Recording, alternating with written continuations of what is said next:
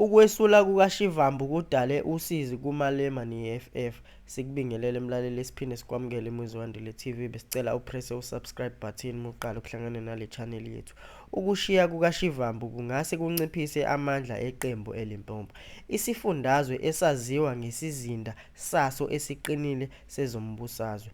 Ukwesula kwakhe kubangele ukusabela kwabalandeli bakhe, abaningi babo asebehlola inhlangano ezintsha zombusazwe ngaphansi kobuholi bakhe ku-MK Party.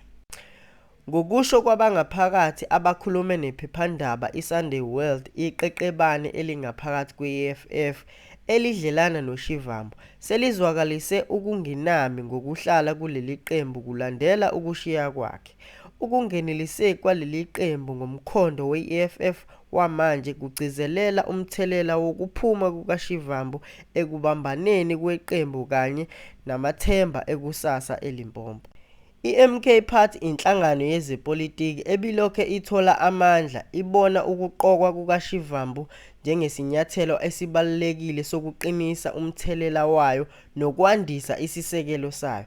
Iqhaza lakhe njengomgqugquzeli kazwelonke kulindeleke ukuthi asebenzise ulwazi lwakhe olunzulu kanye nenethiwekhi yezepolitiki ukuze aqinise ukweseka ezweni lonke, ikakhulukazi ezifundweni lapho ukuba khona kwakhe kungase kube nomthelela omkhulu.